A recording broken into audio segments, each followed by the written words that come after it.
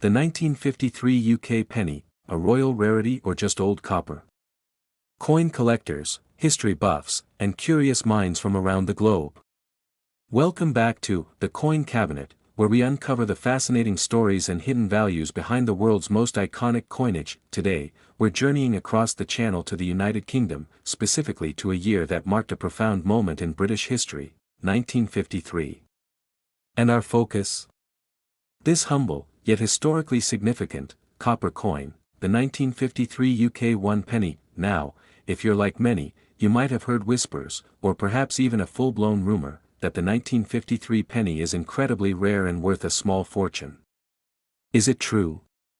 Or is it just another numismatic myth? We're going to dive deep into the story of this coin, its connection to a new monarch, its actual rarity, or lack thereof for most, and crucially, we'll examine the specific, incredibly rare variations that do command staggering prices at auction. You might be surprised at what you learn, and it could make you look at your old British coins in a whole new light. Let's set the scene. 1953 was a monumental year for the United Kingdom and the Commonwealth. Following the death of her father, King George VI, in 1952, the young Princess Elizabeth ascended to the throne. Her coronation took place on June 2, 1953, a magnificent event that captured the world's attention and ushered in a new Elizabethan era. Coins, being miniature historical documents, naturally reflected this change. The 1953 penny was among the first coins to feature the effigy of the new monarch, Queen Elizabeth II.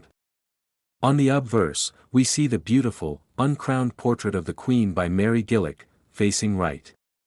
This design would become iconic for the early years of her reign. On the reverse, the familiar design by Leonard Charles Wyon, first introduced in 1860, remains, Britannia seated, facing right, holding a trident and a shield, with the lighthouse and ship in the background. The denomination, 1 penny, is proudly displayed below.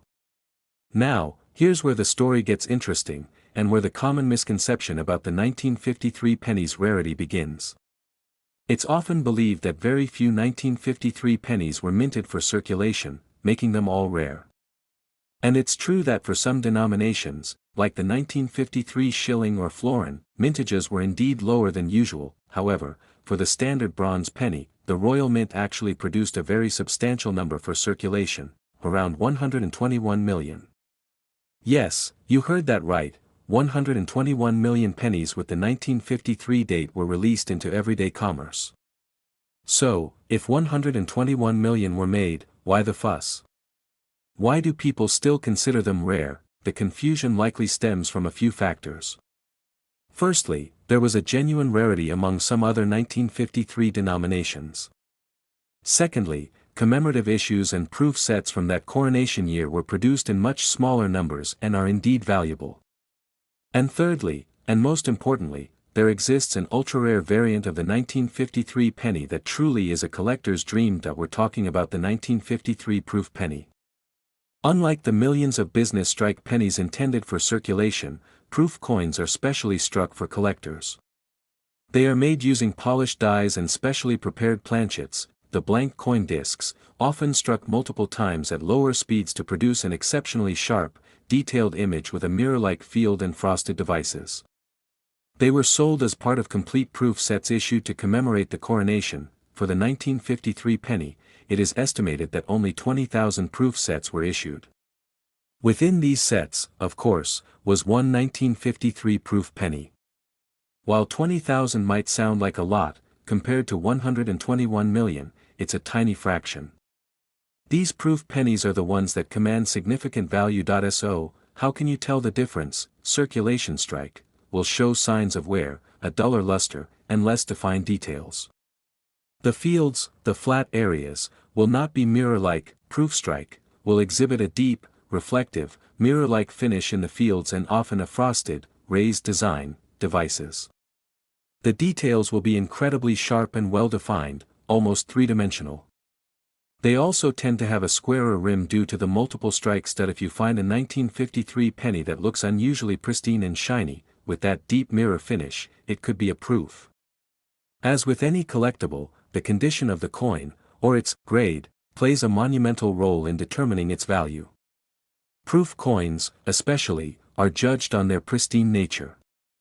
Professional grading services like PCGS, Professional Coin Grading Service, or NGC, Numismatic Guarantee Company, will authenticate and grade these coins, assigning them a numerical score, often prefixed with PF for proof, like PF 65, PF 67, or even PF 69.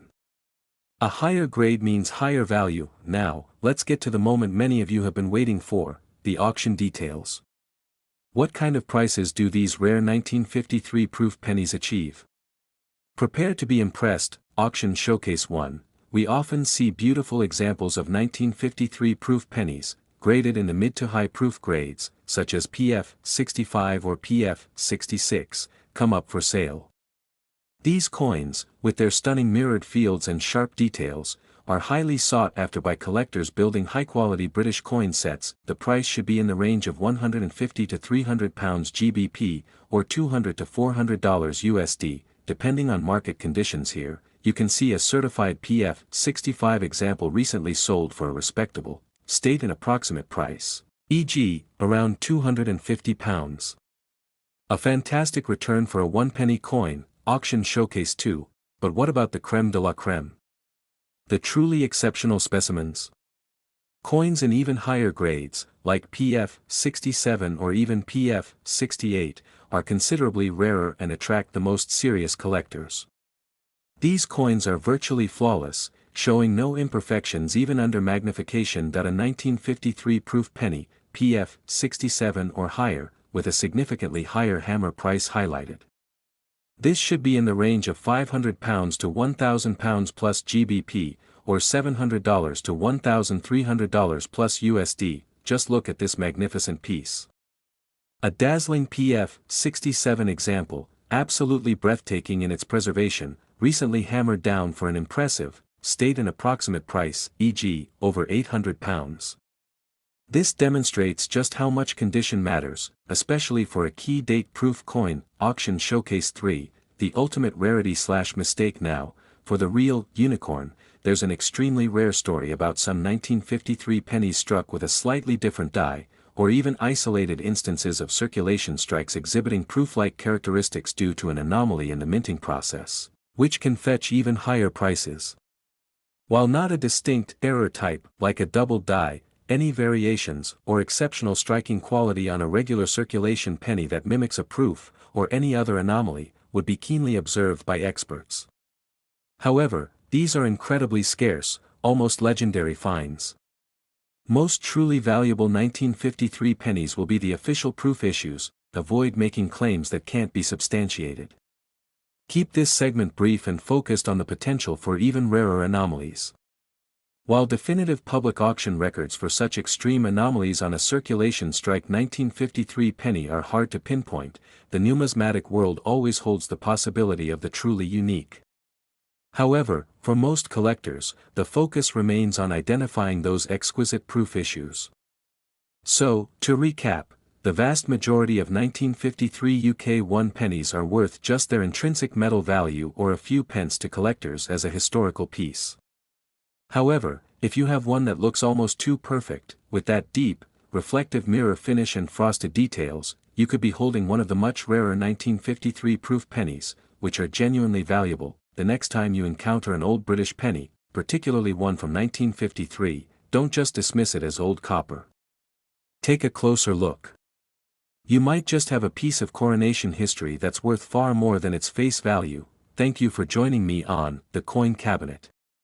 If you enjoyed this journey into British numismatics, please hit that like button, subscribe for more captivating coin content, and let me know in the comments below if you've ever found a valuable British penny.